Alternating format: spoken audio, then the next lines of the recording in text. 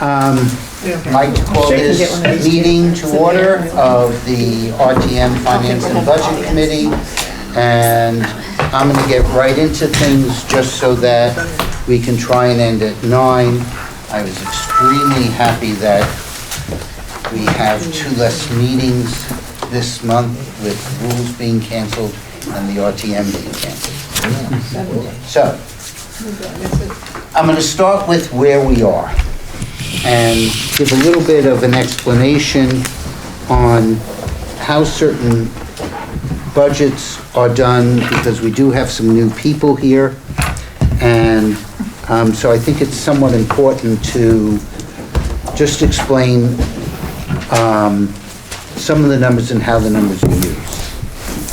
So, as we've mentioned on a number of times, the Board of Ed... Put anything on top of that, please. The Board of Ed is a net appropriation. And I know there's been, so they have both offsetting expenses and revenues that come in, as long as they are not above that net appropriation, they're fine. It's slightly different on the Board of Selectmen operating budget, and I'm going to separate things out, which is what we did last year. The Board of Selectmen operating budget includes not only their budget, but also a grant to the library. Then there's, when we're looking at the overall town side, we're going to add both of the capital requests in there, because there's going to be a transfer from the grand list.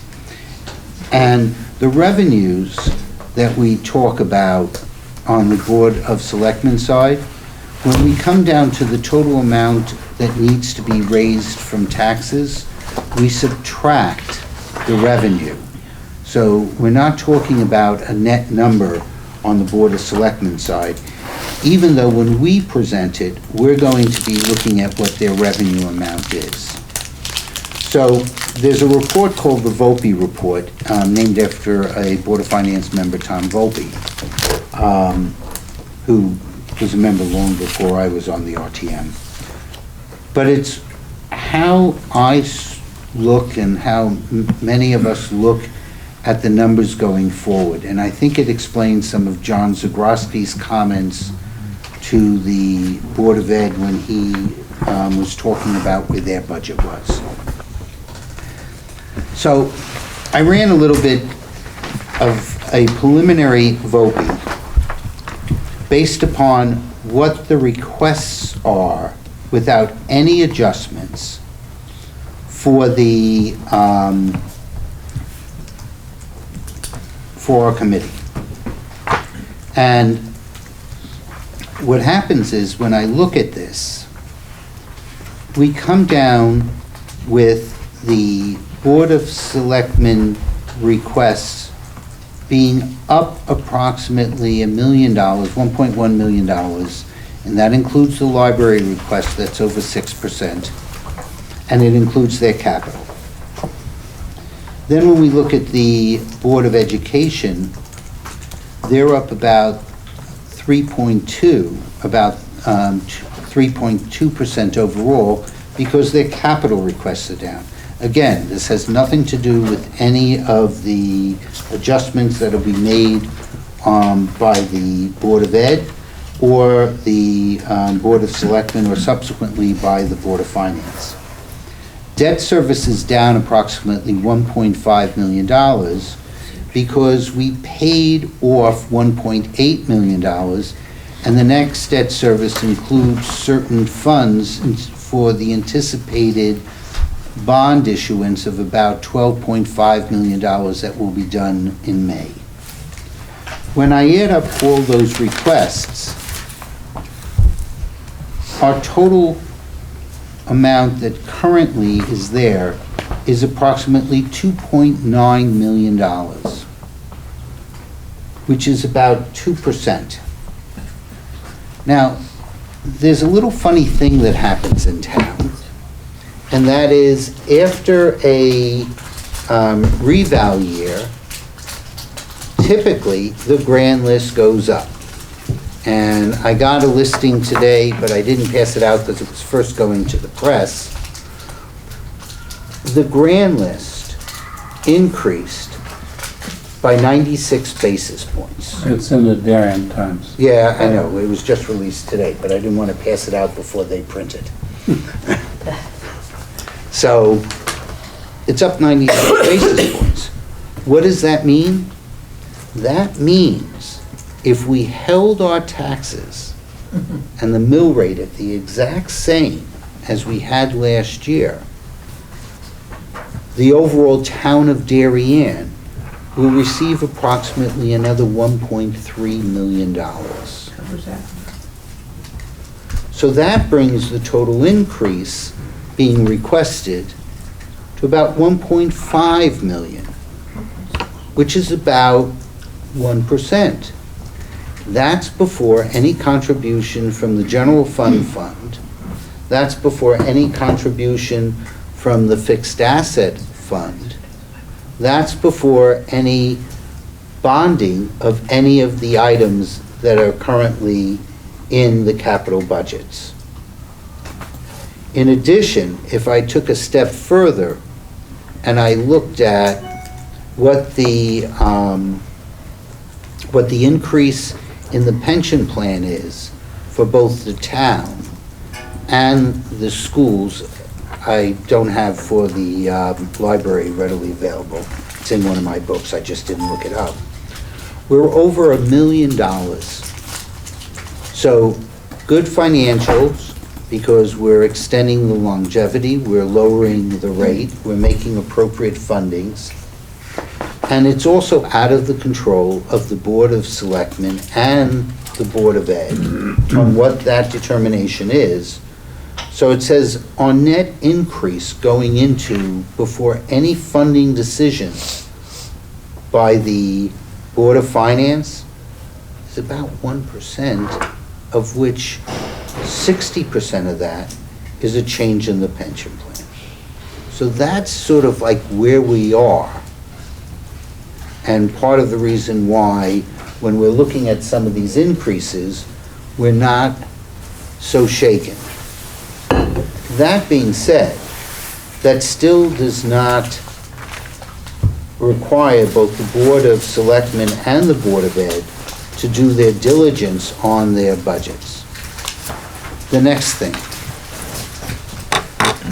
I happen to do some quick analysis. I'm not completed with it, but I think what Jen gave was very good on the, which I passed out, on some of the overages and deficits and on the expenditure side. When we get into that, I'm seeing that on the expense side, there's been some surpluses, and I still don't understand how those surpluses have been implemented into the budget. Now, what I don't see is the offsets. So we may have a surplus, let's say, in police patrol because we're down a person, but we may have an offset in overtime to account for that. So until we do that full analysis, I think it's a little bit premature to make that comment. But using the same methodology of Taylor and Jim Palin and how they handed things to the Board of Ed on what they called sources of cash, and subtracting out what might have been, using their methodology, the uses, even though uses really isn't revenue driven. Over the last 3 years, the sources of funds total $3 million in 2019, $2.7 million in 2018, and $1.8 million in 2017. However, when I look at a lot of these, they're not Board of Selectmen, they're Board of Finance. So while I'm putting it in that categorization, it was the Board of Finance who decided to not record ECS for a number of years, even though we were getting the grants. In addition, the property tax overage that we're getting, some of it based upon that 25 basis point adjustment, is a Board of Finance decision. Changes in debt service, Board of Finance. So while Jen puts it all into one category, we'll break it down by Board of Finance versus Board of Selectmen, because it's unfair to the Board of Selectmen to go and say, oh, you have all these overages, when they don't make those business decisions of what's going on. So that is sort of like where we are right now. And so let's talk a little bit about the budgets. I want to start off with I don't know what I put on my agenda, which one I put first, but I'm going to start with the Board of Ed. I do want to give a little bit of a shout out to Deb Ritchie, who's been very helpful in discussing some of these budget things. For those that do not know, Deb was Vice Chair of Education on this committee at one time, and she and I have had several conversations of it, and I appreciate her leadership. So, you know, once you're part of the RTM, you're always part of the RTM. Should mention John Cini was also an RTM member, as was Dennis. They were very helpful when we needed to delay when we were going to be reporting. Board of Ed. Go around the table. I sent out what the proposed adjustments to the administration's budget was. Did that come today? Yeah, I think so.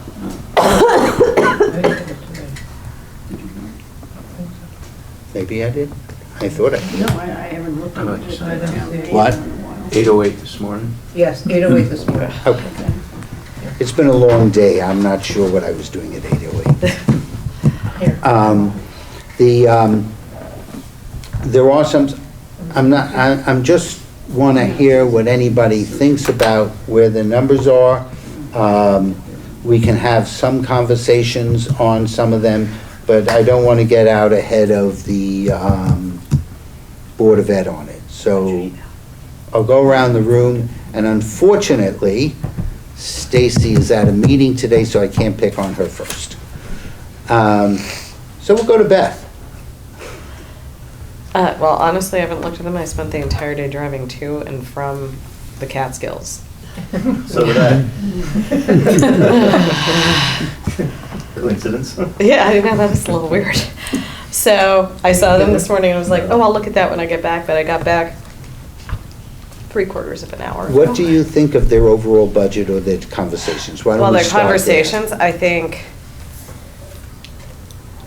well, I'm worried their budget's going to come in higher than the initial budget, because it sounds like they're really considering adding back, like, the uniforms and I don't want it to be above 3.46%. Iris, since I missed you the last time, I'm definitely getting you now. I spent the day watching the Board of Selectmen, pulling my hair out, so I'm not thinking about the Board of Ed at the moment. Fair enough.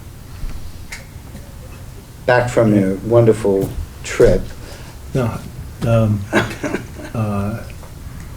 I concur with Beth. You know, I think we want to keep it, the budget where it was. I haven't had a chance to go back and look at the things that are being added back in. I'm less critical only because there seems to be a large component, that 3.4, whatever, 4.6 you said, is non-discretionary. And so I'm willing to be more open-minded about that, but I want to look through the numbers first. Then we got this one, which I have not done. Barry's also back from traveling. So. Been away for 2 weeks, right? I didn't see anything about additions. I will look through my emails again. But don't have any issues. Martha? I haven't seen their proposed cuts, you know, so Okay. I don't want to make any comments. Well, it's not mine.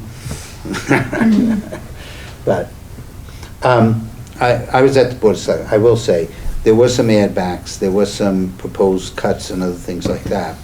Like anything else, what they will do for those who are new to this is on Tuesday, they will go one by one and vote on every one of them. So just because it's up there doesn't mean it's happening. And you never know, I have seen amendments to cuts in prior years. Lisa? So, as I mentioned to Jack, having sat through many of these this week, I think 4 nights of it, I think there are opportunities for cuts as well as add backs.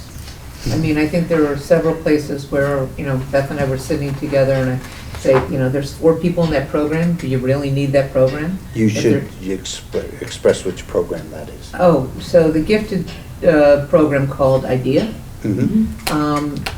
Last year had 16 or 18 or some significant number. For the 9th grade. Huh? For the 9th Ninth grade. For the 9th grade, right. This year has 4. And so. you know, 4 in, yeah, Yeah. yeah. And In so the 9th grade. there are opportunities where when you go through those numbers, there really are some places where they could, in fact, make some changes if they wanted to save some money. Because as Jack and I were figuring out over the phone today, you know, you could pay for wrestling mats to get rid of that class. So, I mean, there are places where I think there's opportunity. I mean, are you talking about the program itself or just a teacher? The teacher. Program at 9th At 9th grade. grade, because I think there was a document that they handed out Yeah. that said that when they looked at other communities within the DER, Yeah. that this program existed, but many of them, or some of them had stopped the program in 9th grade. That being said, Dr. Adley's position coming in was, especially since he only had been here for a short period of time, that his goal was to deliver the program's promise to students, and that's how he built his budget. So, you know, that's going to be something that the board will determine. I don't think it's for us to tell them where to make the changes, but I think that there are some opportunities if they want them. So I wouldn't be necessarily as concerned about the add backs until they've taken a look at the total.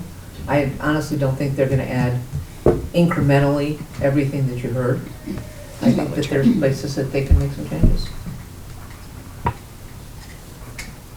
Well, Jack, I've not seen your list. Being new to this, I don't want to comment on something I'm not. Did you add informed it on. up? It's not It's not added. totaled. It's not total. I think, I came in briefly because I tried to run there from the Board of Selectmen meeting, and so I was able to Yeah, I'll do catch that next. Deb as I walked in, and the funny thing is Dr. Adley said, "Oh, Jack, I didn't see you tonight, were you in the back?" Yeah. And Deb said, "No, he just got here," and I chastised Deb for blowing my cover. But it looked like if, 229. How much is it? 229,000 Positive or negative? negative. And that's under your proposed change. yeah, but if they implemented all the cuts and the add backs, but they only had 9,000 in there instead of 18 for the Does that wrestling include mats. 2 buses? No, No. it ended up bringing their budgetary increase to 3.26. Right. So, and then if you take away the pension, then they're under 3% as well.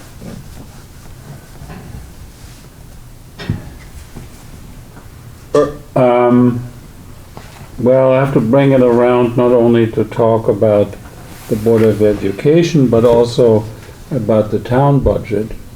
And We're gonna go to that next. okay, so why don't we do this, we go around and talk about the Board of Education, and I will add to what I know about the Board of Education, and then lead it into the town budget. I'll come back You to wanna go you. last? Okay? I like it. Jack. We may get done by 8:10. Go ahead. The only part that I'm still mystified over, and I'm not sure if it's just ignorant on it, but the iPads, when they discussed it during the meeting, it just didn't seem as tight as the rest of the messaging by Adler's staff. And again, I don't know all the ins and outs. I mean, my thought was, if somebody needs it, show up and ask for it, as opposed to just buy a bunch of them, particularly when there's a rolling technology update of about every 3 to 5 years. That's where I saw some give up. I think, and we can get this verified, I think part of the reason why they have to go out and do some of this purchase is that the platform that it's currently on is inconsistent with the state testing. So that's part of where we've sort of gotten in a rock and a hard place. The downside of that, and the town has something similar on the radio side also, is that whenever you then make a bulk purchase with the concept that they have a useful life expectancy, it means that at the end of the useful life, you're making another bulk purchase. And that's not necessarily the best way to manage this type of item. So, they did not discuss, at least in this budget cycle, whether or not it would make sense to lease some of them for a year, just so that they could have a more rolling budget. I do believe that there's supposed to be a presentation on the rollout on the night that they do their budget vote. So, and that dealing with the technology on that. Okay, I'll attend that. I would concur with the IDEA comment. Feels like the IDEA program in middle school is better attended and more popular once they get to high school. There's so much other stuff to choose from. And there's course conflict, is what I've heard. Yeah, so I would agree with the IDEA statement, and that's it for me. I'm not prepared to talk about it tonight. Okay. I read the email that was forwarded regarding the bus issue that has come up as of late. There's concerns about, there's a group of, from the neighborhood just on the post road over at the end of Monroe Avenue around the Fitch area, about adding back in at least a bus. When I read I did a little bit of a deep dive into the arguments from the constituents who want to see at least a bus added for this neighborhood. I gotta tell you, again, this is up to the Board of Ed, and I know there's a policy, but I read the policy, and I do think there's a provision to make an exception to their 2-mile rule. There are exceptions because it's deemed hazardous. The police department's supposed to come back. Right. I had a conversation where, I would say that everybody in this room is concerned about the safety of our students, regardless of age or other things like that. I will also say it's far outside of our purview. Understood.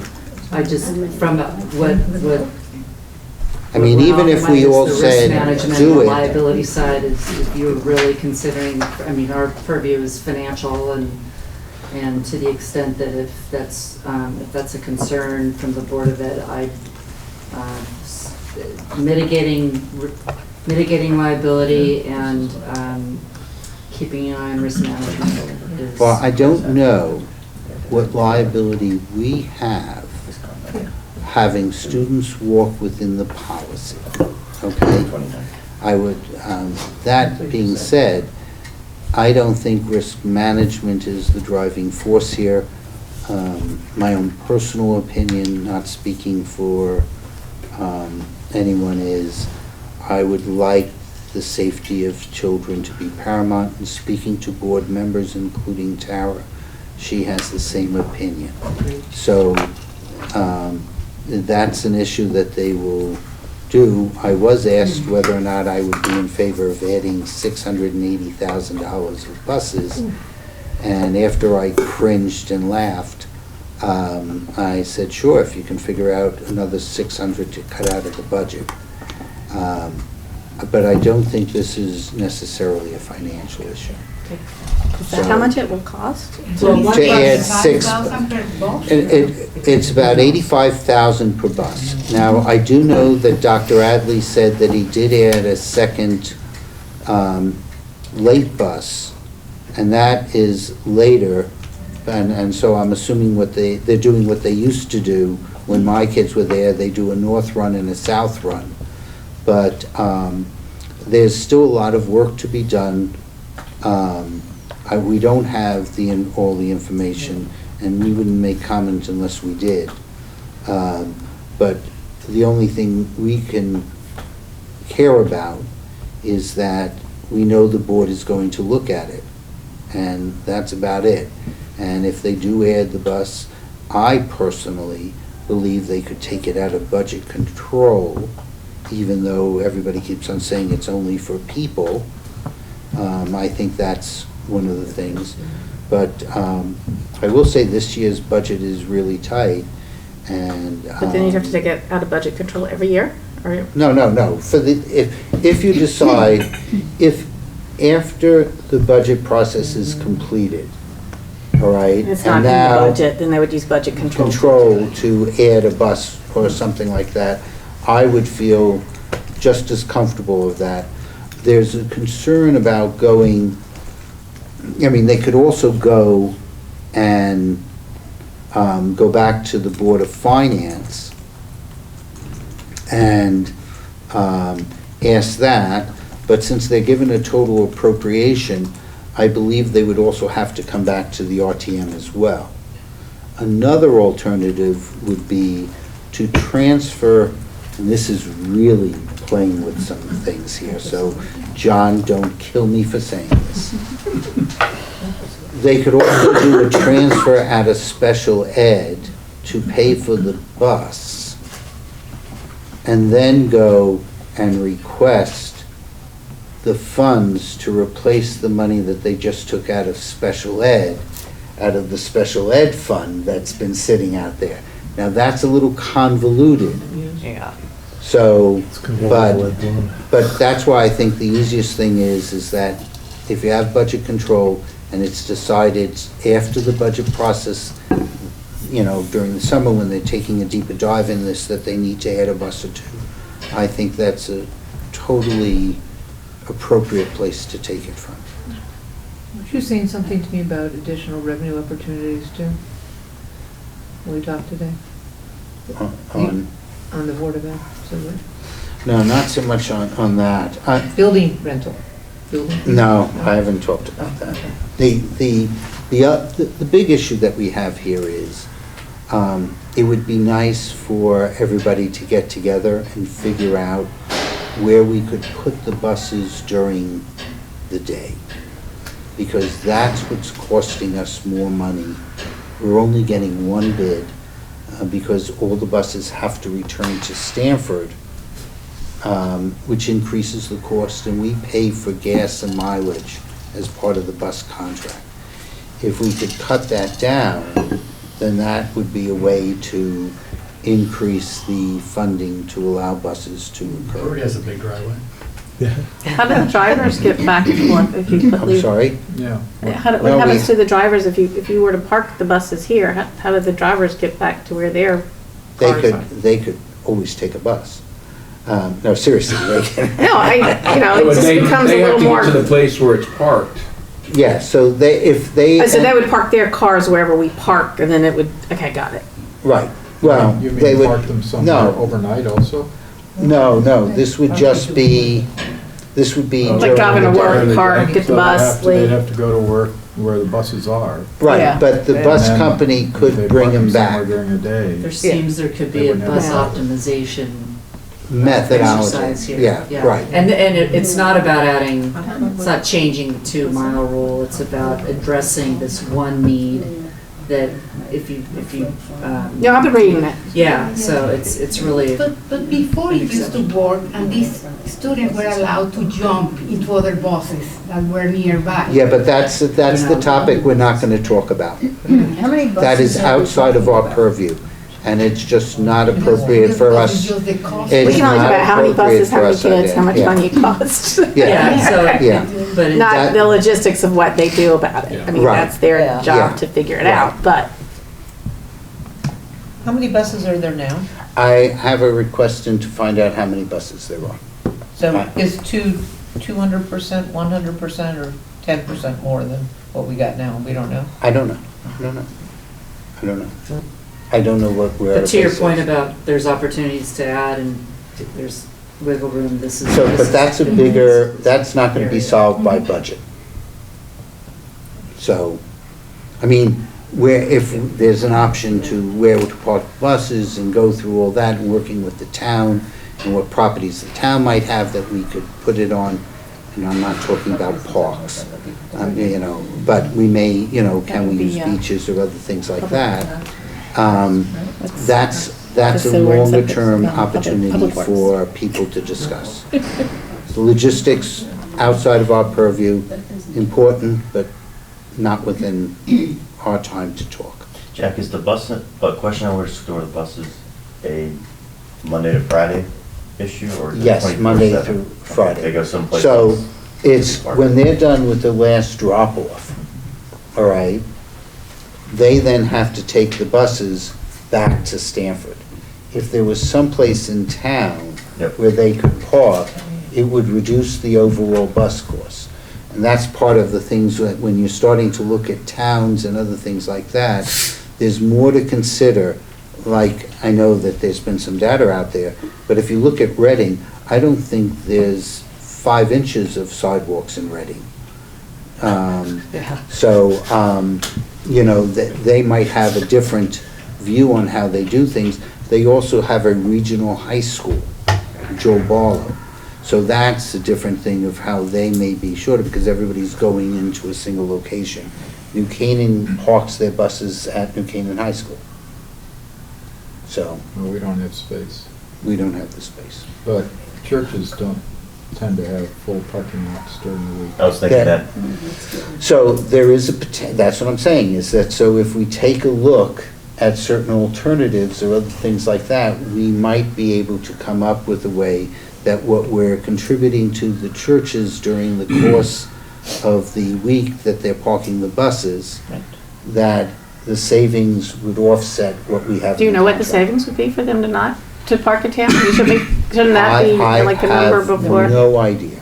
I Do we mean, even think we're about just, redoing everything? we're just talking about that if you Exactly right. want to add some. it's worth bothering. I mean, if it's Right, like but- 10 cents, I mean, per No, but- student, or, I mean, I know it's more, but. But I think it's gonna be a lot more, because, number one, we're paying for the diesel gas of those buses returning to Stanford and then driving from Stanford to do the afternoon route.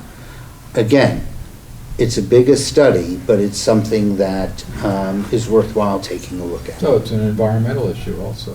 Yes, right? yeah. Ooh. The one thing about the church parking lots, most churches in town run a preschool. Yes. So they- So Like, it's anyhow, not we like don't, they're just sitting there I don't want to Yeah, I solve think it, we I don't want, I want to move on from that, Especially- because we're not going to solve it here. Right. But Jack, in that fact, in that cost, it's the, probably the biggest cost is the time for the drivers. I mean, the diesel I don't know. The diesel is part of I guess it. let me rephrase my question. They are compensated for that time going back and forth. I do not know. Oh, you don't know that? Okay, so we can't even must begin to be. answer how much it's gonna cost. We don't know how. All I'm saying is, I know this has been an issue, but it may be worthwhile for the Board of Ed and the administration and discussions with the town to see if there's a solution that saves money for the taxpayers on one side, but also allows an expansion of the bus usage if in fact you go from 2 to 1.5. So, Just going back to I think our first meeting of the committee in January, where we talked about the 3 drivers that, drive the Board of Ed budget. I think one of the drivers I focused on, at least, was the excess cost reimbursement. I saw the administration's response to the Board of Finance question on this. I took some heart from just their response. I want to look at it a little bit more closely in terms of seeing whether the response touches upon some of the questions I had about what transpired in prior years that created some of the big differences we saw. And I need to look at that response a little more closely in that regard. Certainly the busing issue was another item that I had as a takeaway from looking at the Board of Ed budget. We also heard too, and maybe you'll go into this, I think as a minor point, but there was some discussion about the school crossing guards and perhaps some cross. that's Board of back and forth between Selectmen. the Board of Selectmen and the Board That of to Ed. me, and people, that's out of the Board of Ed discussion. Well, basically, my takeaway, listening to that, was that's an intramural between the 2 boards. I don't view it as a taxpayer issue in terms of adding or changing. I believe that's what I responded in the meeting. Okay. That when they were asking, I said it's not because they were discussing whether or not to cut that in order to force the Board of Ed to pick it up. And Jamie noticed that I was shaking my head, and I basically said, it's a much larger conversation between the Board of Ed and Board of Selectmen, and in calculating out what the expenses are for the town for the next year, doesn't matter from a higher level whether Peter is paying for it or Paul. The other item was, it was brought up in one of the Board of Ed meetings I watched, I think it was Jill, about the OpenGov, the $100,000 for that. Yeah. I think I detected some responses from Dr. Adley in that regard. Some questions came up about the fact that no one in New York, no district in New York has it yet.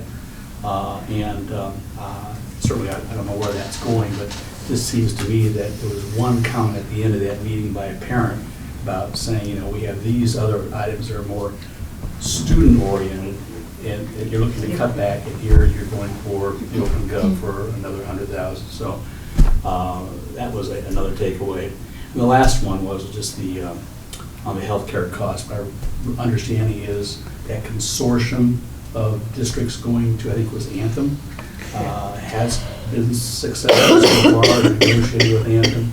And what I don't know is what the impact of that is on the budget projections. So those are the points I had. I think in the past, we usually went out, the Board of Ed would have a final bid sometime in March that would always adjust their healthcare costs. And even though they'll approve the budget, they would approve the adjustment and then pass that on to the Board of Finance, who would make an adjustment at their level, since they're not going to vote to early April. Just a little aside, because I mentioned this to a couple of board members. First of all, we were going to have a meeting on the 10th. If we can get done anything, we're not. But I did invite Jen to come and join us on the 10th, but she's more than willing to join us at another meeting to give us a little bit of a tutorial on OpenGov, which I think is good for all of us to get a better understanding of it. But having negotiated for both Chase and MasterCard, certain software contracts and that, I would tell you what my position is with OpenGov. I'm more than willing to have OpenGov come in here and implement it for us. Here's my condition. I'm not paying for it. If they don't have a single school in either Connecticut or New York, there's no way I should be paying for the software at market rate and 3 years of cost for that, when all I'm doing is giving them a marketing tool. You want a marketing tool? Come into one of the premier school systems in Connecticut. Help us implement it. It's taken a couple of years for the town to do it, but help us implement it so we can get it up and running quickly, and then we can be your little beta site that you can go and do sales on. Otherwise, you know, that would be how I would go into negotiations, and when they said no, I'd say thank you and walk out. I mean, basically about that simple. You know, so. Can I? You know, I've looked at OpenGov a few times, but I don't really use it. Right. And I mean, if anybody's gonna use it, I'd probably delve into the details. You know, it's very costly, and it sounds very good to have this transparency, but if there are gonna be 5 people in town using something that totals between the 2 districts, you know, close to $200,000, I wonder whether it's worth it. When OpenGov first came out, and Martha, you were on the committee at the time, and some others, you might recall that I sent a couple of articles out. I know that Governor Kasich used it in the state of Ohio and saved hundreds of millions of dollars. But if you have a system like that, you have to properly use it.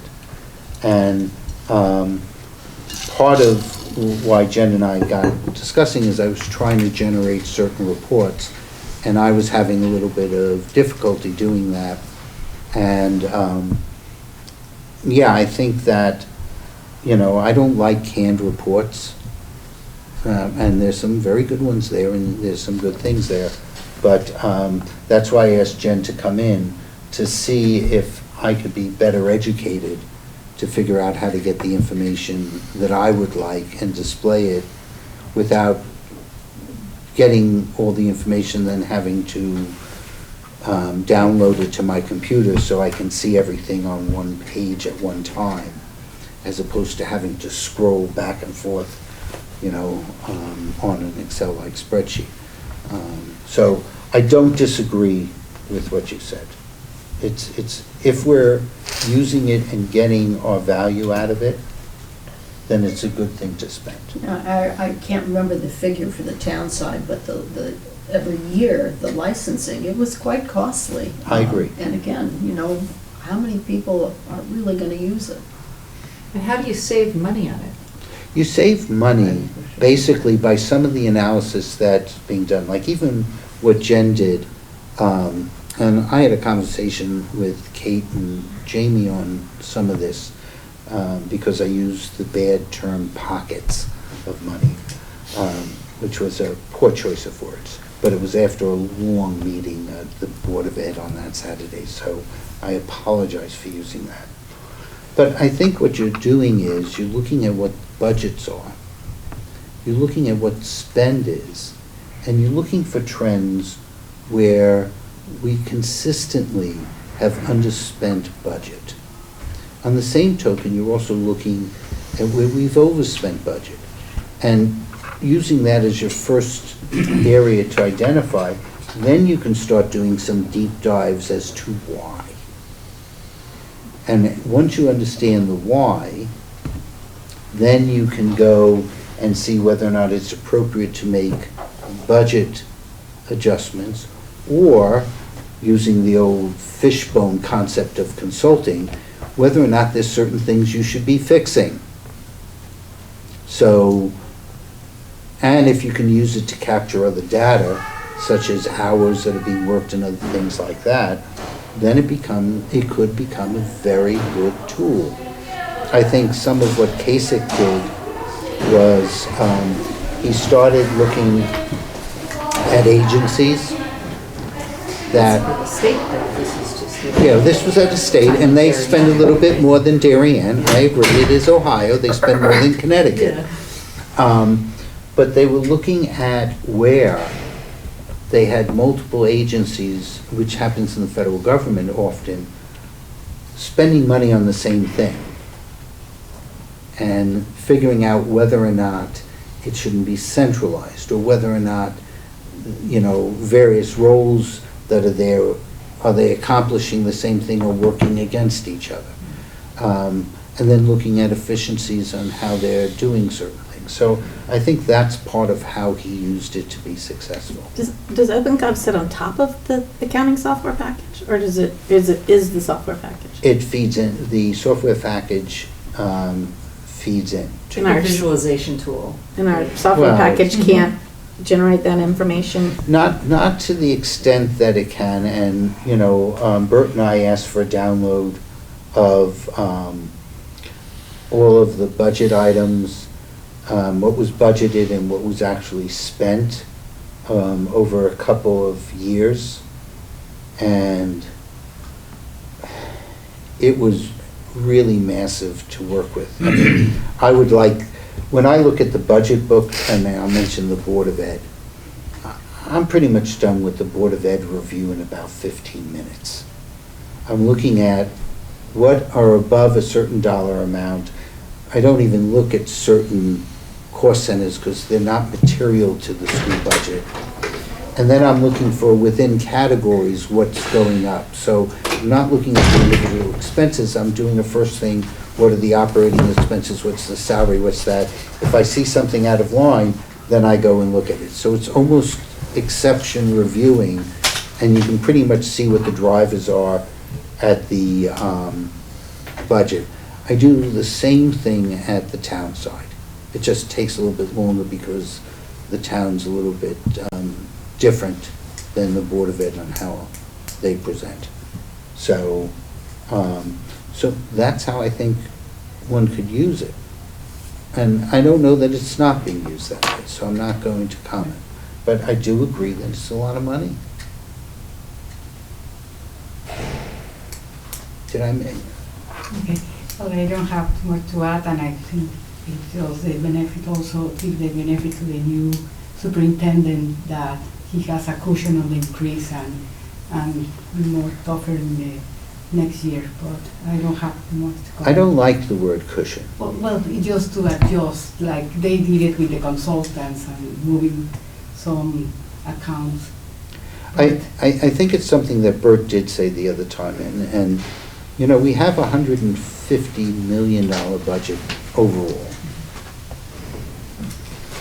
And as Bert said, most time in corporate, when we're planning our budgets, we have 9-10 months actual, plus we also know what we're going to be projecting for the next period out, and what changes in the marketplace are going on.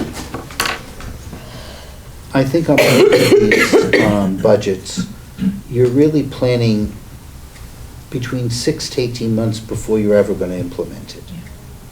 And that changes how one creates a budget. Because, you know, on the Board of Ed, if you don't, they get a total appropriation, they have to come back.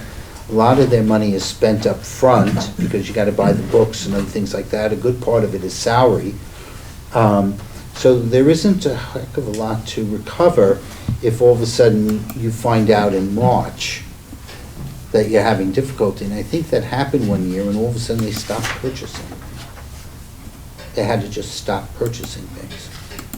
So, you know, there has to be some flexibility built into these budgets. Well, now, I think there was difficulty one time, and it was in special ed, and so Right, they yeah. came back for a special appropriation. I don't think they had to stop spending. Well, I think they cut back on some other things also that they were planning on. I think, you know, one of it is that they were fortunate they had favorable healthcare costs the same year, that outplacement one year went up very high. But the other thing, and I don't know if you were on the Board of Finance at the time when Murray was there, there used to be a special ed fund that had about $250,000 in it, so that if they did have a problem with special ed, they could go to the Board of Finance, and the Board of Finance could release the funds out of that fund that was there.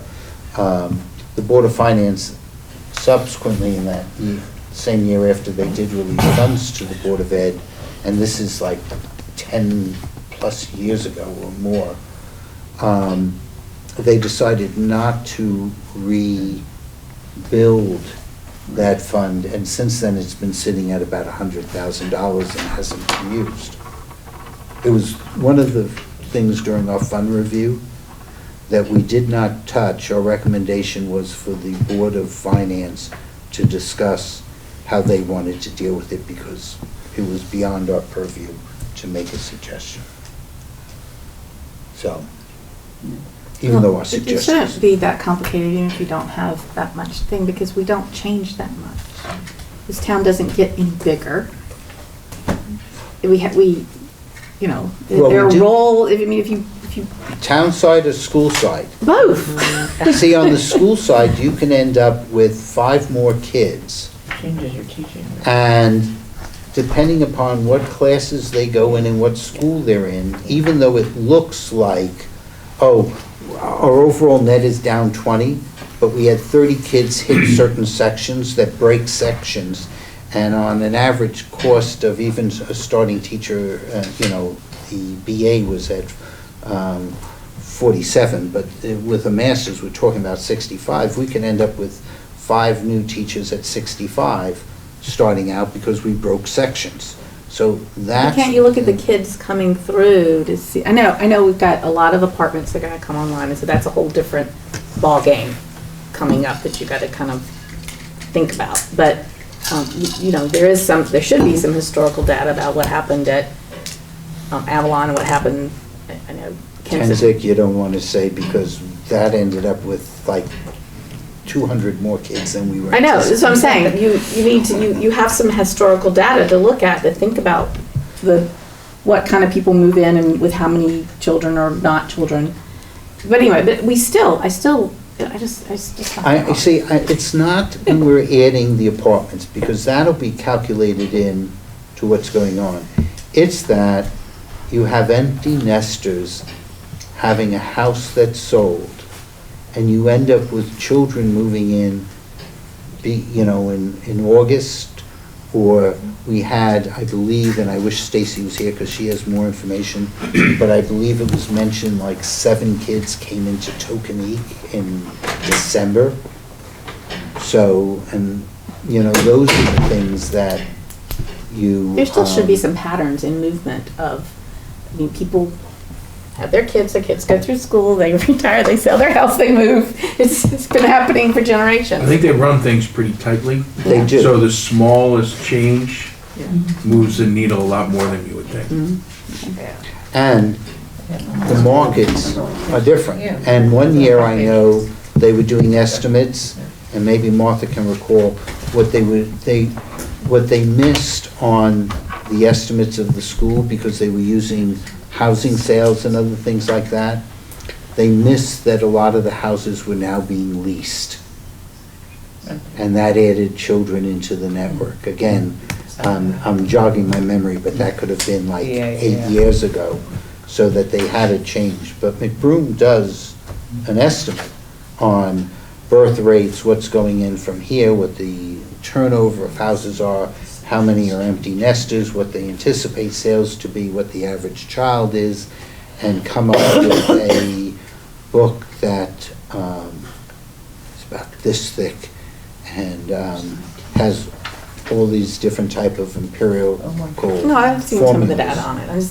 But that's why they have budget control and some of the other things in there. Also, some of the extra costs, part of the issue that's been raised is that when they had extra funds from excess cost reimbursement, they spent the money. So what did they spend it on? And maybe you guys can show your hands. They spent it on special ed. Well, that's part of the reason I got extra money. So is there anybody who objects to that? Just raise your hand. They purchased security for our schools that were not anticipated when they created the budget. So if you have a problem with them spending that, raise your hand, because they could have waited for the next budget cycle to add that in, but I don't think any of us are going to complain about adding security into our schools. They expedited the one-to-one technology tool, which benefited the education of our children. Again, not something that you're going to object to. The biggest thing that we could object to is they changed the cycle of replacements, but other than that, it isn't as if they spent the money on parties and, cruises. Well, that's not what I'm insinuating. No, I'm just saying I get from the Board frustrated of with Ed. you when you say, oh, they only have 4 months of data. Well, they don't. They have a lot of data, and they do a good Right. job at it. So Right, yes, it's, but I'm saying it's just they a different rolling methodology than Right, in the that's what I business. meant. They don't, So- they have 4 months of actual based upon that, but yes. We've annualized that. Yeah, I mean, I'm just, I think what they're missing isn't necessarily the 4 months of data of what they've spent. I think what they're missing is 4 months into the year, I don't know if a new security thing is coming out, or we found out that we're changing our platform. 1 year, I think they bought new textbooks because the textbooks were still using the USSR. So, I mean, those are the things that, what you don't know is, or you have new courses coming in on special ed. Those are the big ones that I think coming. I think that goes, I'm sorry. Go ahead, Mark. The rest of the stuff they should know. Well, I was just thinking about it, and I don't know how much money is left in the special ed reserve. 100,000. 100,000. But I object to the budget control, as I said at our last meeting, budgeting for the absolute worst case, and now we're talking about buses. I would take budget control and cut it in half. And the buses, we don't know, but I wouldn't want it to come out of budget control, because that's not what budget control is, and it'll get messed up in future years. People will build upon that. How about exploring, is it possible to rename the special ed reserve just the ed reserve, so that if you reduced budget control or you needed a bus, the Board of Finance could release money from there without having to go to the RTM, and it would sort of cover you on Extraneous, unpredicted, Yeah. we never saw this. Yes, not just I- special ed. Instead of having it siloed like Yeah. that. Yeah, I don't have Because a you problem need with that. more I don't have a amounts. problem with that. So, and then you could correspondingly take a little bit of a reduction in the budget control. Yeah. No, I don't, I mean, in the first year you do it, you would not change the tax dollars because you would have to fund it. And that still would be coming out, but then Well, it it's got sits 100 there. there now. Yeah, but then it sits there and you have it. I don't have a problem with that. What I'm hearing is perhaps we're looking for a different way to account for the flexibility that we all know is necessary. I mean, is that a good way of looking at it? yeah. Absolutely. To a certain extent. Yeah, I mean, which I think a lot of, I would support. I mean, it's, and I mean, we're spending a lot of time talking about it. I think, I don't think we've ever been concerned about any particular action being taken to make that flexibility work for the district effectively. But, I mean, this is a discussion we need to have with the board. Well, I would agree with certain aspects of it, but we vote in people on the Board of Ed, and they have an administration who are experts in it. I always, how to put it, I don't like telling, as example on the town side, Kate, how should she be operating certain things, or go into Ed Gentile and say, why are you doing this in Public Works this way? You have to rely on the people that we are hiring to be able to determine how to implement their budgets. And that means that sometimes they are going to need it. But on the same token, as I said, if I'm looking at quote-unquote flexibility, I have equal amounts from the school, from the Board of Finance, and maybe more there, and from, on something on the town side, if they're not recording certain grants. Difference on the town side is, if they get more revenue, that doesn't mean they can spend more. And that's a significant difference. But, if you're looking at Jen's numbers, they've been significantly under expenses for a number of years. So, I mean, that chart that showed how the general fund has grown is rather significant. That means that, to a certain extent, we tax for it. And are we getting those funds back the next year from the Board of Finance? And I don't know that we are. Last year was the first time I remember something coming out of the general fund specifically. We used to budget for it, that 1.1, but we never used it.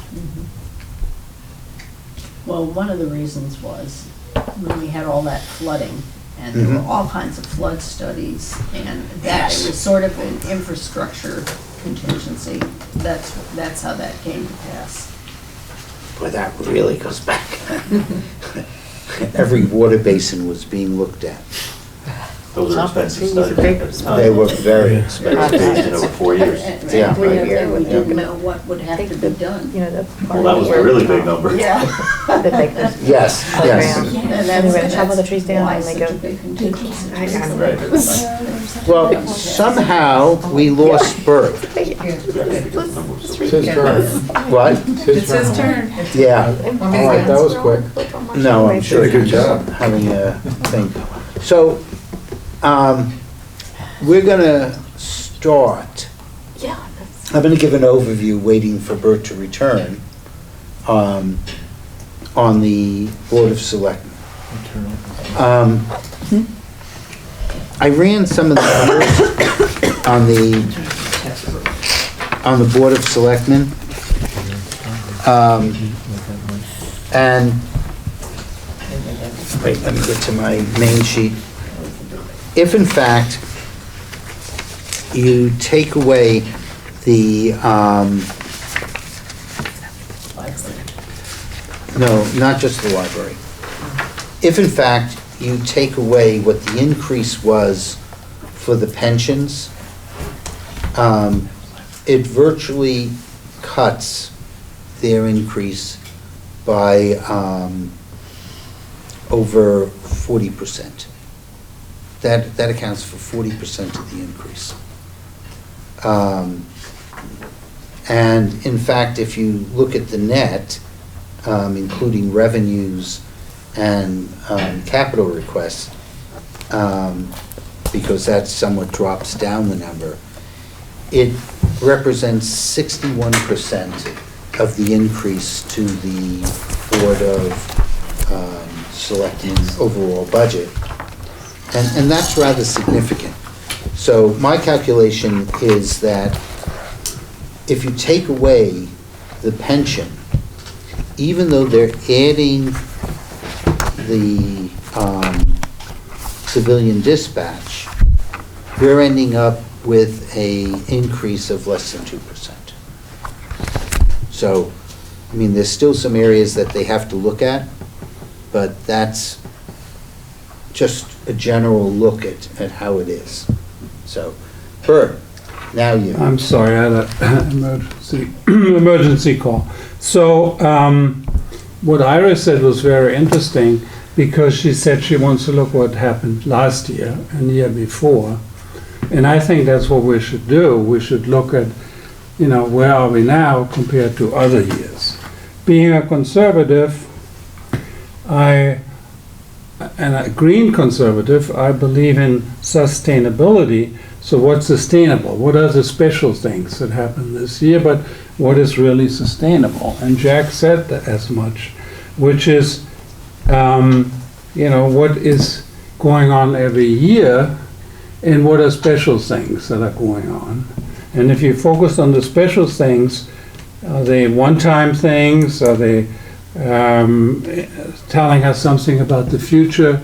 And so this is what I usually focus on, instead of looking at $7,000 in the budget in one line item or in the other. And so what sticks out this year for me on the Board of Education side is that they did reduce their staff in the administration, and that's a good thing. That makes you more efficient.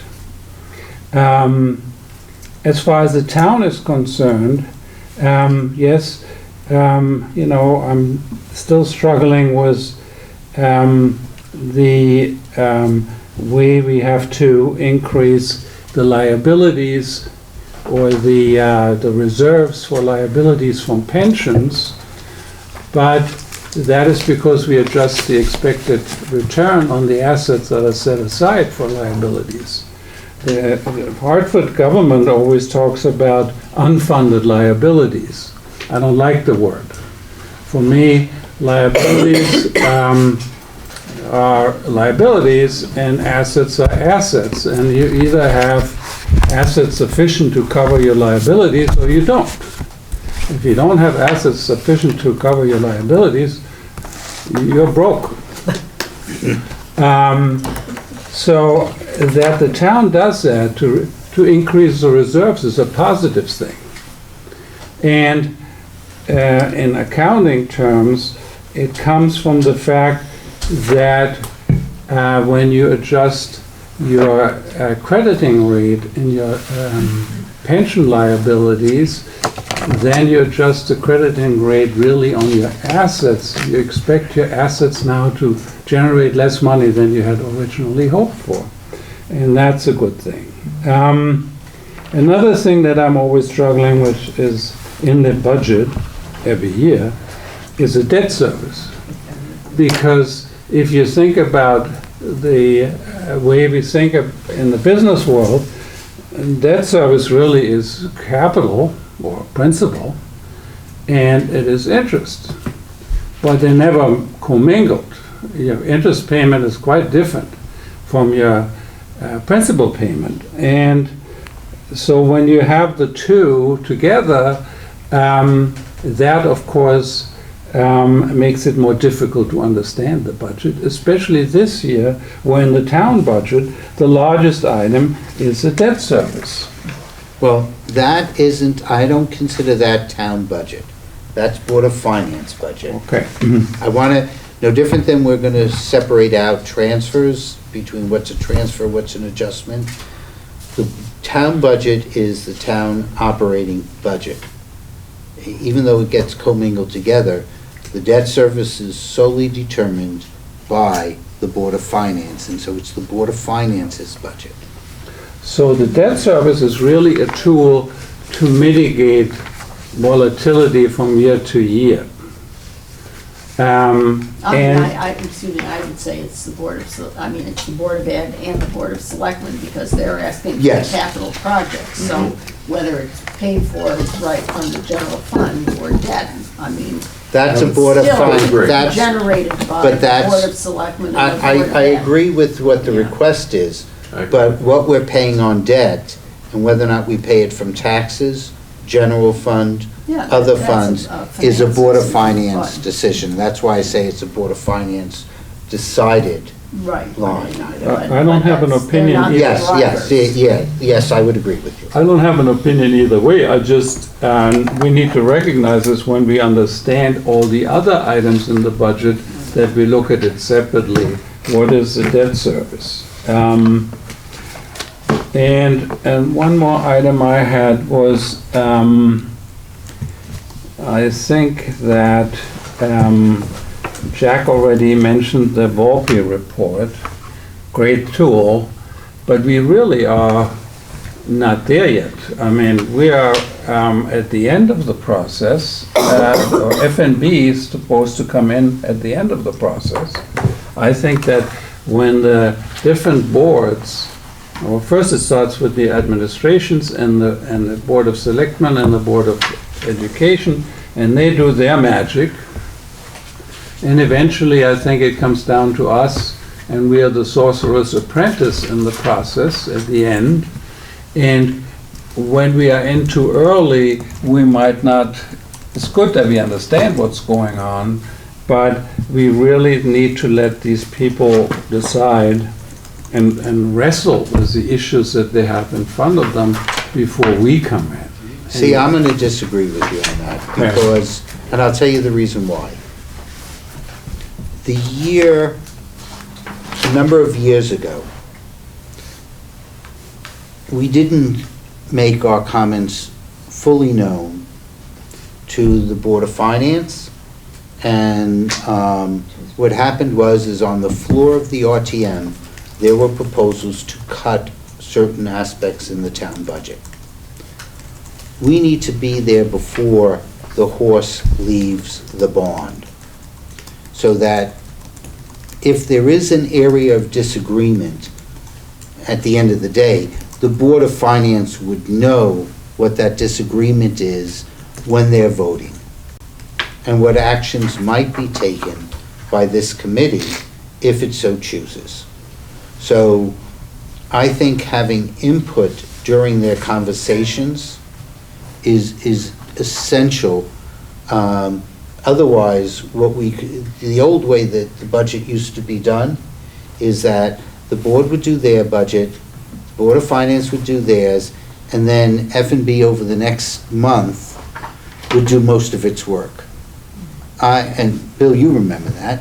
The way that I'm trying to have it done is about 5 minutes after the Board of Finance gets done with their budget vote, providing there's nothing waiting on the town, which we had to do, on the state, which we had to do one year, this committee's ready to vote. Because we've already expressed, from a legislative perspective, what our concerns are. So that's where I disagree.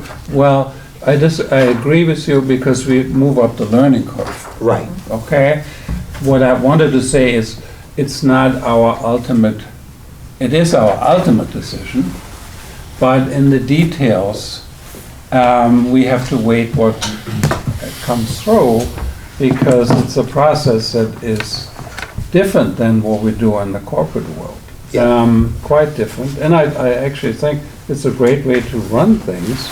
You have no alternative. And I also think that not only is it important to look at different changes from year to year, I also think it's important to look at how the Board of Education deals with things and the Board of Selectmen deals with things differently. That's, for me, that's interesting. For instance, this year, I thought it was interesting how they deal with the medical, the health insurance expenses, which is hitting the Board of Education very hard this year.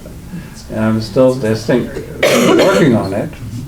I think it will be one of those one-time things, because it's not going to go up every year the way it has gone up the last few years, but it's an item that needs watching. And I also think they're working on some kind of pooled solution. I know that from the investment book of the town. When you invest your money with a pool vehicle, you always get a better return than when you do it on your own. And the same with the healthcare cost. If you pool yourself with other people, it might work much better. Other districts, it might work better than when you do it on your own. But I see that's a one-time item. So when you strip out all these one-time items, and Jack did it, and I did it, you really see that the town is on a very steady course. And that's exactly what we're looking for. I mean, that they help this year maybe because the grant list goes up by 1%, and so there's some relief for the mill rate. But overall, I think that the town is my view, is well managed. So that's it from my side. We haven't gone back to the Board of Selectmen with questions yet, right? Well, no, we do it during the process, and if there's people that want to make, it looks like on Monday they may be actually doing the vote.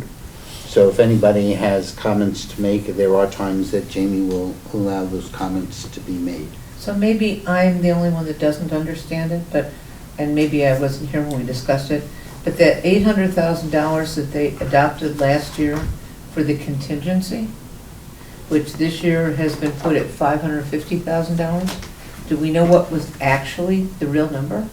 Well, okay, so let's describe what the contingencies that they have from their definition. They're different than my definition. Okay. all right? And that's part of the conversations we're gonna be having. There's 400,000 in the Board of Finance contingency account. No, this is Board of Selectmen I'm talking about. Yeah, I know, but it sits in the Board of Selectmen budget. Okay. The other part of their contingency is they do accruals for contracts that are under negotiation.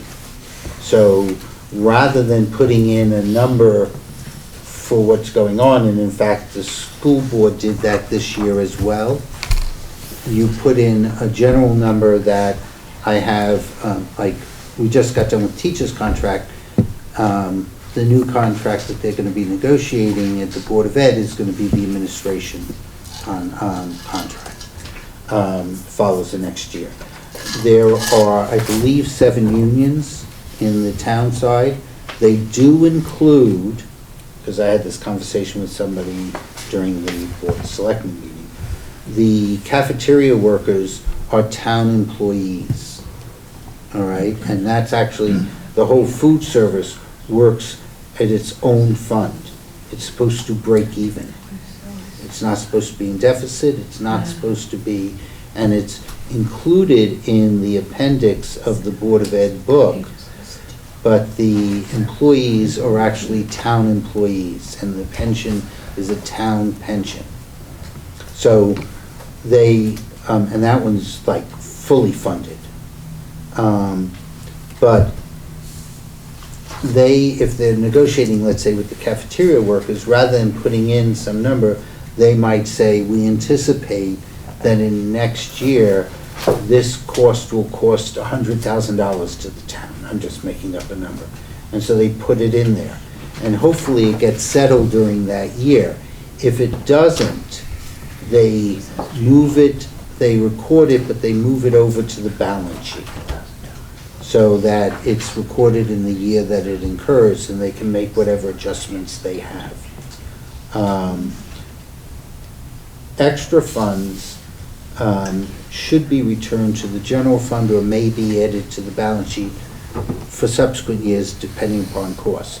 So from the town side, the two amounts are the union contract negotiations and the 400,000 for the Board of Finance Yeah, I found it, it's page contingency. 192. I found it. Yeah. So that handles the town side. I am going to make only a brief comment on investment income. Not looking to create any angst here. A number of scenarios were developed, and David Martin did an analysis. I have that analysis. I will be passing it out to you. I asked David whether or not he had certain information or saw it. The answer was he did not. The scenario, they presented several scenarios, no change in the Fed fund rate, a 25 basis point change in the Fed fund rate, a 50 basis point change in the Fed fund rate, and a 75. The decision was to make a 50 basis point reduction in the Fed fund rate anticipated in the next fiscal year. So David proposed to the Board of Selectmen to move it to a 25 basis point. You can look at his analysis. I'm not here to discuss the analysis or whether or not that's right or wrong. I'm more concerned about $12 million worth of debt. If the Board of Finance concurs that we're going to see a 50 basis point reduction in the Fed fund rate in the next year, why are we issuing $12 million this year? It's inconsistent. Exactly. One would do a bond anticipation note and roll it over for a year in anticipation that you're going to get lower rates. So that's my question to the Board of Finance. I has nothing to do with investments, but if you agree with the investment scenarios, then you gotta look at the other side. If you're agreeing on the asset side, you gotta look at your liability side, and the two don't come together. And over 20 years, $12 million at 50 basis points more, depending upon what the market rate would be for that, is a lot of money. So for all of you bond people here who have much better knowledge than I am, you can calculate what it might be. I take the simplistic view of it and say, okay, $6 million halfway through, the interest rate is, and go from there. But that's my question.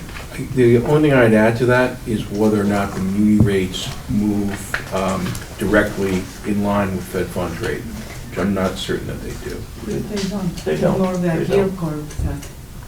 Yeah, but it's So understandable. that's what I would ask them to Right, so- calibrate to make it consistent to your point. Right, but it should be consistent that, I mean, if in fact we know rates are going down, the Well, muni. yeah, well. He's saying Fed fund rate. Do Yeah, we know that? no, but if It that's. assumes that on the investment side. It assumes that on the investment side.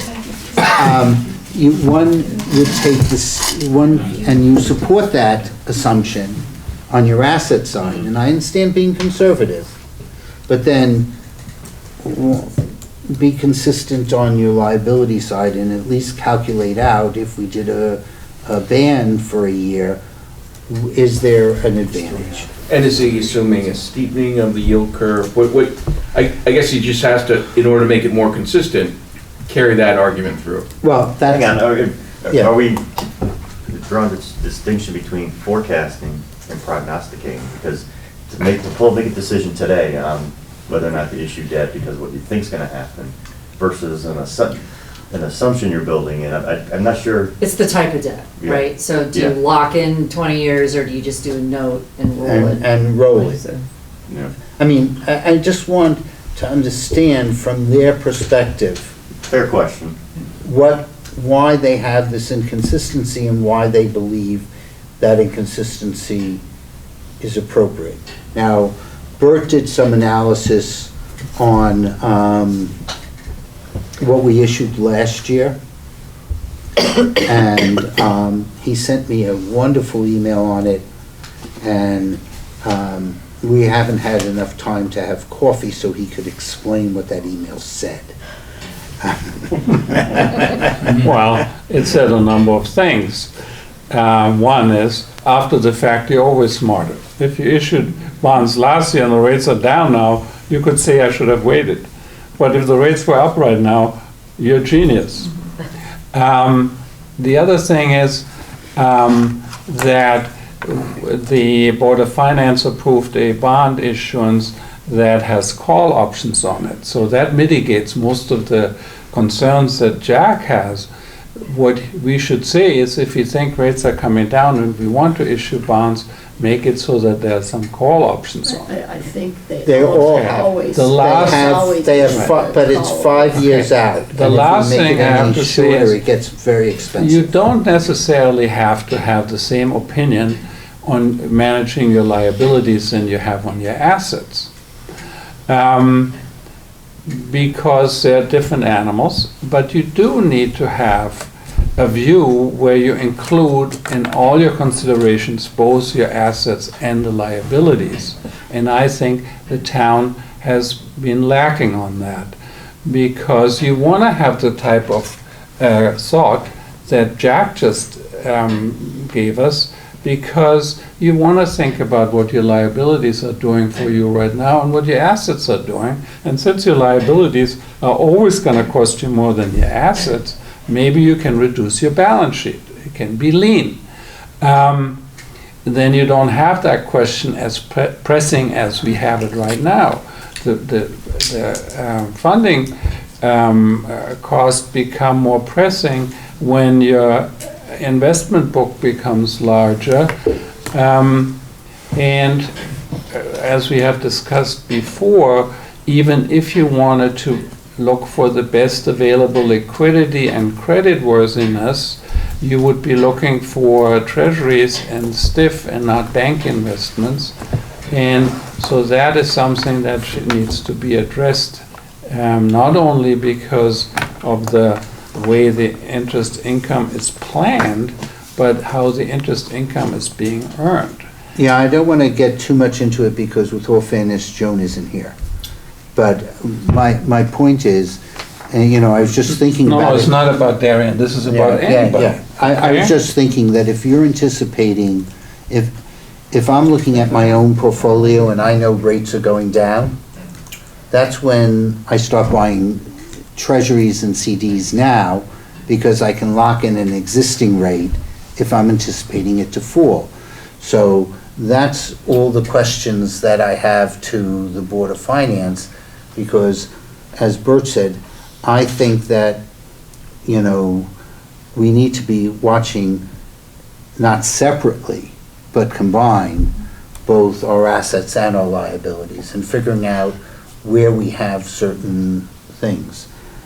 The other thing that I'm just going to mention briefly is I'm going to be looking for volunteers because I want to do some more analysis on the reserve fund for capital and non-recurring items. I will say here, I'm going to be asking Kate for what the spend rate has been on the town hall renovations, because there's a big fund there, and I understand that there's needs, it's an old building, but it's about $200,000 now. Have we been spending that amount on an ongoing basis? And there's a couple other items there that I think we can clean up. I would suggest that anyone who's interested take a look at the September 17th Board of Finance packet, which lists all of the projects that are out there. Several of them were closed in that meeting and closed out. The meeting, I believe, on the 25th of February will be the next round of closeouts. The contingency currently has $860-something thousand dollars, $850,000, which is based upon closeouts and other things like that. The net amount that's sitting in that account, I think we've talked about it here. I found one or two other accounts that I believe constitute contingencies in there as well. And, you know, it's been there forever. That's the way it's always been done. And that's having been in product management for a while and doing new products, that's never sat well with me. So, you Jack, know. is that where, in the Public Works segment on the 28th, Ed talked about doing the windows in the gym and bases, is that coming out of that? Or is No, that's a separate project, and I don't mind, you know, when somebody has a project that they're gonna do in phases, I personally, and again, I'm not running the business, but I personally would like to know, this project's gonna cost us, I'm gonna make up a number, $500,000. I'm gonna spend $200,000 in this year's budget, $200,000 in to implement it. I may be doing that, but I still have to go and do something else. And Ed has always been very good on those type of projects to that, but I did ask the question, you know, are we gonna, what is this gonna do? And he happened to mention, no, remember all those big pains, we haven't even added that in. Right. But included in that Public Works section is an account that I've brought to Jen's and Kate's attention, which is the Board of Finance Public Works Infrastructure account, which is sitting with $162,000 in it. And I'm hopeful that that's going to be closed out into the overall contingency. It was originally set up because the RTM doesn't meet in July and August, so if the Board of Finance needed to take something, they had the money. but you're also sitting with $860,000 in your general That's that contingency. silo concept. We've got plenty. Yeah, so I'm trying to say, we don't need this silo concept, you know, we didn't have these funds. I'll also say that some of the new building policies, so to say, that was put in under Jamie's direction and developed with Kate and Jen, which how we did the public works garage, how we're doing the school building, even how I anticipate to a certain extent how they'll do Pear Tree Point, or they did the cafeteria expansion, basically has some soft costs and contingencies built into every one of those projects. Therefore, if they, and in fact, the policy says if you know you're not going to make your numbers midway into the project, which is good project management, you should know that, then you should come back sooner rather than later to at least the Board of Finance to discuss that, and if necessary, then also come to the RTM to get additional appropriations. There again, I don't see the need for $1 million of contingency in a $7 million account. So, you know, that seems high. So we don't have much say on it other than to request, and I did mention this to John, that similar to the general fund guidelines that they set up, that we do something similar to the capital account. But there were other amounts that I saw, such as, it's my understanding that we accrue for the reval, which makes sense, so we don't get hit with it in 1 year. No problem with accruing for that expense. But we ended up with about 90,000 over accrual based upon some work that was being done in the assessor's office. They were doing a lot of work which was planned to cut our costs, and it actually cut them significantly, so that's a very good story. But we have $90,000 sitting out there. What are we doing with that? Are we waiting for 5 years to do it, or 3 years to do it? That, you know, no, that's taxpayer money. You know, how do we reallocate that to capital that we're going in now for? Because otherwise, it ends up being just sitting there. At least that one recurs every 5 years. Yeah, but I'm That one's a little just, bit different. 'Cause it but does recur, still, yeah. it's, the fact is, I asked what's being on, and they don't start accruing it until 3 years before. Yep. So, you know, that means for 2 years, we have $90,000 sitting out there. That, let's use that 90,000 and reduce some taxes now. I mean, that's just my own personal thought. That's I interesting. So it's a think the 5-year Board of- cycle, but they accrue over 3. Yeah. Why not accrue over 5? I wasn't sure. I mean, I thought if they were gonna accrue over 5 and you have the 90,000 there, you don't have necessarily accruals for the first 2 years, Exactly. you know? Yeah. But that wasn't the answer I got. Okay.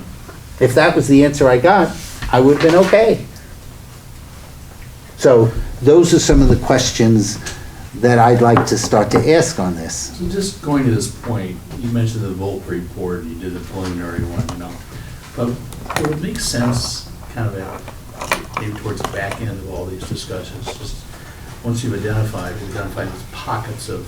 We don't. Don't not- say it. no, no, no. I said flexibility. No, it's Pockets. sources of funds. I don't like the pockets. Sources of funds, all right, sources of funds. Once we identify all these, is to take the end result of the Volk report, the mill rate, and say, you know what? If we look at all these funds, sources of funds, and we also took action, just throw out your assumptions, the mill rate would reduce by a further amount of X. So we have kind of a price tag, we dollarize what we're talking about here. Yeah, and I Needs to don't, give it some meaning. Yeah, Relevant. take away, because right now, it's just, there are all these different pockets, funds. there's out there. sources of funds. Yeah. And so, and here's the other thing though, because I believe it's necessary, in my opinion, to have some flexibility out there, I don't have a problem that we have some contingency funds in various parts of this budget. All right? There should be a But an then, amount that. then the discussion is, if we have $150 million, is 2% appropriate? Is 3% appropriate? What's the appropriate amount that we believe we need? And that's a conversation that really belongs in the Board of Finance. And I mean, we might have some input to it, but it's a Board of Finance conversation. What is the appropriate amount? I mean, 2% is only $3 million on this whole budget. You may find when you add up all these different sources of funds, it may total up to approximately whatever that figure is, I don't know. It's more. I've already totaled some of them up, but it's unfair. It's unfair to use some of Jen's analysis. I mean, I also have another thing that I was talking about is there's about 10 categories on the Board of Selectmen that constitute a real transfer. So if you're transferring between salary accounts based upon state guidelines, that's not a transfer that needs to be approved by a Board of Ed. Now, I believe Jen and Kate have some flexibility, and I don't recall if the dollar amount's 5,000 or 10,000, where they will report various transfers that go on, but the Board of Finance doesn't need to report on that. I believe that a similar set of categories would work well also for the Board of Finance and the town operating budget, because you could have, as an example, we're under on patrol, but overtime went up over budget, and so somebody's approving, the Board of Finance is then approving a transfer from the patrol salary to overtime. And I just think, come on, if you're under on your patrol, you definitely, since you have certain shifts you have to fill, it only makes sense that you're going to be over on overtime. So some of the numbers that Jen gave, I want to look further into it to see if, yes, there was a surplus in this one account, but really we had a deficit in another, and they really net each other out. So that's why I don't want to use all of their numbers as it is on what's going on. But how much the town is giving back from the expense side of their $30 million budget looks like a lot, based upon what Jen reported. And so there was one year that we were a little bit low, back a while. The guidelines, Connecticut is unique. The rating agencies typically would like to see towns having 20% reserves for what their budgets are. Connecticut is different because we are reliant, almost 90%, if high 90s of our revenue for communities are based upon real estate taxes. So part of the reason why Darien is looked at well is that we have a very good base and we have the ability to raise taxes and cover any of our bases. That does allow us to have a lower percentage by the rating agencies. The guidelines are 12% of the budget part that we control. And when Jen comes here, she can re-explain that much better than I'm going to. I know Kate mentioned the other day in the meeting that 15% is a nice number, but the question is, are we at 15% or 17%? So, but the use of those funds is solely the purview of the Board of Finance.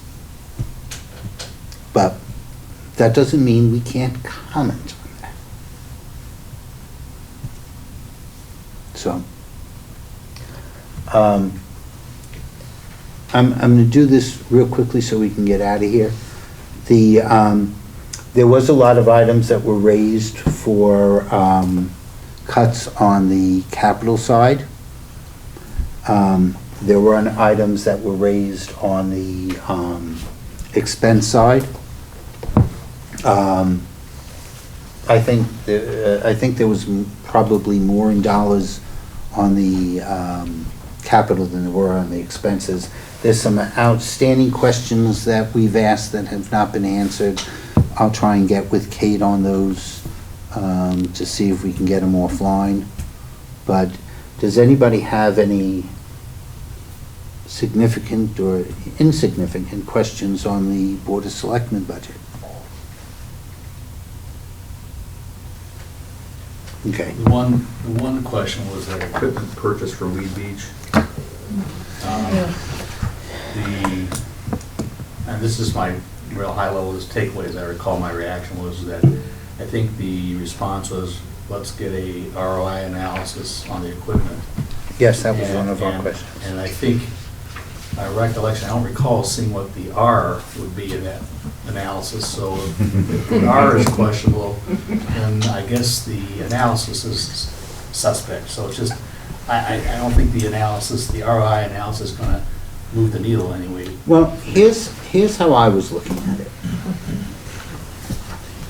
I thought, okay, we get paid currently $3,000 annually. I'm not getting into quality or whether or not anybody's happy. Our current amount that we're getting paid is $3,000. David Martin raised, what are the insurances and the ongoing operations? Because if you put in $30,000 of equipment, all right, even if it's industrial, you're going to need to have certain insurance on that, which I'm sure will be minor. But there's maintenance. Jack, do we self-insure? Not always, no. Then there's just maintenance contracts that you have to make sure the refrigerator's working, the deep fryer's working, or any of those other things. What are the costs? So if that's another $1,000, and we now get the number that was mentioned, is $7,500 that we could possibly get. Now, I'm just using that as a base. Since we already get 3, that brings it down to $4,500 incremental. And if it costs $1,000 for maintenance, other things like that, we're down to $3,500. So if we can incrementally get $3,500, but we're spending $30,000, then we have about a 9-year payback. And that's fine, but at least we should know it's a 9-year payback, providing over those 9 years, we anticipate the equipment that we purchased isn't going to break and have to be replaced. So that's all I'm asking for. That's why I said, to me, it's relatively simple, but I don't know what the maintenance costs are. And I just want somebody to put on paper, this is what we think we're gonna get. I just want to know what is driving this. I mean, are we dissatisfied with the current food service? Granted, we aren't able to get multiple bids because the current guy owns Right. the equipment, but are we dissatisfied? I had the same question, and I'm not sure I know the answer to that. What about just, rather than buying the equipment now and hoping that whomever you ask for bids likes that equipment, why don't you just structure your bids that, here's the equipment we're planning on buying. What's your bid either with or without that equipment, so you can make a more thoughtful decision. And I think the $7,500, that's a great number, but that's out of Todd's Point in Greenwich. And the traffic flow is gonna be a lot bigger than what's at Weed Beach. So using that number feels like it's a little apples and oranges. So at a minimum, I restructure the bid before you buy the equipment. Because if you buy the equipment and then you don't get bids that make sense, then you're long equipment and everybody's cooking burgers from the town. Well, I will say that Jamie did make a caveat to the purchasing of the equipment. And I thought it was a good caveat which was, out of that 30,000, can we spend $5,000 for a consultant who knows what we should be basically putting in there, since the Park and Rec Commission, who control it, because that's their jurisdiction, have said that they want concession there. So I thought that was a reasonable request from Jamie, to make sure that at least we have some feel from somebody who's an expert in that, making somewhat of a decision, even though you're going back to this point that Kip raised, you're only going back to the Park and Rec and saying, well, what do you want to serve there? And so that's going to drive it anyway. But the one point that I was going to raise to Kate when I thought about that afterwards, on my drive over to the Board of Ed, which concluded by the time I got there, was we're doing the budget this year. Bless you. Is it worthwhile to spend the $5,000 this year to have a better understanding of what equipment estimate should be? I mean, I know it's $30,000, and that's not anything that, if it comes in at 28, I probably wouldn't care. If it comes in at 34, I probably wouldn't care. It's not moving the needle. But I thought it was a good idea, and the question is, why not do it before we finish the budget? What about if you just structure your bid so you get that feedback for free? That is, Can't do that. can't do that. You can't go No, to and we- vendors and say, Well, I mean, I guess you could have casual conversations, but you You can't, can't. you can't ask them to bid when you don't. Have an RFP and authorization to do it. Yeah, yeah. so how have we gotten bids in the past for the Wheat We Beach get- concession? Well, it's always been, I think, the single guy, because he owns the equipment. But But I can't think you just tell them, before- remove the equipment, and here's the way we're gonna do it going forward? I think there was But, somebody yeah. else. But I mean, again, the question is, why are we doing this to begin with? And to me, that has to be answered before you even hire a consultant. I mean, I think hiring a consultant is a very good idea, Yeah. but I wouldn't hire one until I know, why am I even thinking about this? I think I that, agree, I wasn't aware there was a problem. I don't know the answer to that. I think Pam was discussing it, I couldn't get what, I couldn't ascertain from the answer. I thought it That sounded like isn't saying she didn't answer, Understood. but, a desire for a different menu, more healthy options is what I heard.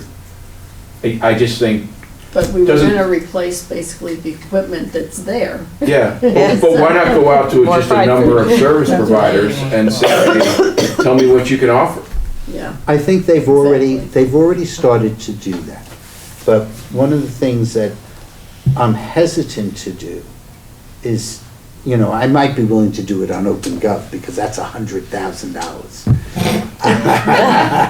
And $30,000 to $50,000 for the next 3 years, and it's not adding to the education of the students. And as somebody said, if I had a choice between OpenGov and another school bus, if I was sitting on the board, I know where I would be going. But I don't want to tell them how to manage their business. I can tell them, I think it was a good idea to get some, if you're not satisfied, and that's the reason that's driving it, and if you believe that a consultant is necessary, which I thought was a very good idea, so you knew what structures they should have there and other things like that, then can we get that answer in time before we actually putting something into the budget? Remembering that the current provider is servicing this year, and that their contract is up at the end of this summer. Okay. All right, that summer that's coming up. Jack, is it possible that survey that was done a few years ago about what amenities do we all want to see at the beaches, did it maybe come out in there? Master plan? No, I don't no, think it Was it didn't. in there? Wasn't in there? Yeah, Not at that level. I of think it was discussions, touched on, but only tangentially. 10,000. I'm trying to, I mean, I think that Grills Were high at the list. Well, it could have been generic, you know. part of the conversation was that while some people want healthy choices, you'd have to have a kitchen that allows you to build that, and that I believe there was a discussion in one case that, you know, if everybody wants Cobb salad today, and they're getting it shipped from an outside area, then it has to be prepared there and brought back in to have Cobb salad for everyone, because they're not making the salads at That the was the location. I think is what she was referencing, right? Yeah, I'm not mentioning names of. Do a lot of people eat down at the beach?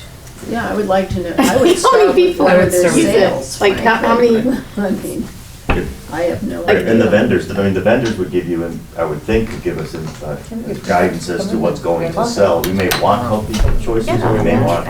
Should really change, I mean, you're talking about the town getting into restaurants and stuff. Right, and then we'd be surprised if we can't get vendors to bid on the concession. I know, all I can say anecdotally is that all my kids came back, we go to Weed Beach, we showed up at Weed Beach, they knew that in 3 hours, There are gonna be some. I was going to be feeding them a spread of seafood. And the first thing they did after they settled down was go to the concession stand and get hot dogs and sandwiches and French fries, just like they used to do when they were kids. So, and they're in their 30s, so, you know, it was just a consistent situation. So, and they all seemed to like what they ate. But, you know, so, one other thing I want to do before we get to the minutes. So, I'm going to give a broad topic and I want a show of hands. Who wants to work on revenues? What are the other choices? There's a whole bunch of them. Give us the choices. Oh, we got revenues. Public Works, I know you want to work on. Okay, I like Public Works also. okay. PZ&H. Now, that's an interesting because, as I said, the Jen reported that the normal building revenues that we've gotten in the past were running a little bit low this year. And it was one of the things that F&B challenged, saying we thought that building was soft because shovel hadn't been in the ground yet. We will eventually get all the money that they want, it's just the timing of when it is. But, you know, I raised again this year that I thought that the building revenues look soft. People think that it's not, but, you know, so I need somebody to work with PZ&H, Planning, Zoning, and Housing. Do I have a volunteer? Sure. Thank you. I can take two. Okay.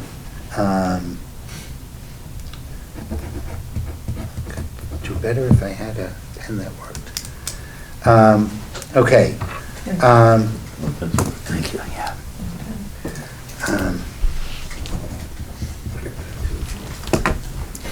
Thanks. We'll go down the list. Parks and Rec. Pretty quick on that. How about just a little? Anybody You else? can do that. Okay. Now, this will be working in conjunction with, you know, getting expertise on what's going on there, as well as working with the other RTM committee. I spoke to the chair, Amy, of PZ&H, and said that they should run their meeting this year, so this month rather, so they're getting out ahead, because it's helpful if the committees, and I know you did it on a consistent basis when you were running Public Works, but that if there's any questions or anything else like that, that those are brought before, again, the Board of Finance does a vote. So, let's see, bonds.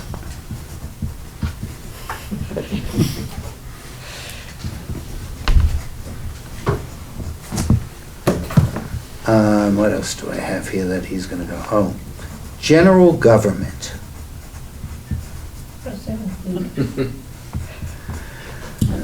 much. Yeah, I'm not asking for the harbor master or anything like that. Well, I mean, The, I guess the yeah. capital projects. okay, yeah, I'll have capital. Who Well, wants? capital for, I didn't put myself out. No, I know that, I know that. I was doing a quick sign up though. But I mean, in general government. But general government includes, Yeah. some of the town clerk, other things like that, the Board of Selectmen, RTM, and other things along that way. So right now we have general government open. I'll take it. Okay. Stacy doesn't know she's being assigned to something. Stacy wants to work on police and fire chief, Yes. and I'm gonna do that with her. Okay. So we have police, EMT,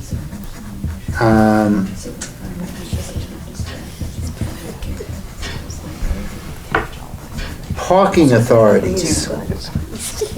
Is anybody interested in learning the parking authorities? What? That was a puzzle.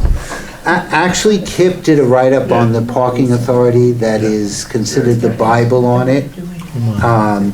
And Terry Duffy became an expert on this stuff. But, by the way, when you're doing public works, are you also going to take on the sewer assessment fund? Yeah, but there's- I guess you have to, yeah. Just volunteers. So you can speak to Frank, but we do need our own Ed Norton. Yeah. Right. Education, I know we have Peter and Beth on that, but we do believe in crossovers here because there's a lot of stuff going on. Let's see what else. I need a fire person. I think Stacy and I are gonna handle that, Joe. Good. Don't you love me talking about you? I like it. General government landers, community services. That includes seniors, senior center, anything along those lines. Okay, maybe I'll do it since I'm a senior. And nobody else here is. Yeah, I know. It's tough being the oldest one in the room. We have general overhead, sewer authority, capital. I'm gonna try and have a conversation with John Zagroski to see if he's willing to do another joint project on the balance sheet. And if so, then I'll be looking the same way we did the reserve fund to do that. But as you're looking at this area, please also look at the capital reports. So, revenue, I'll take that on. I'll speak to Brad and James to see if what they want to be able to do as well.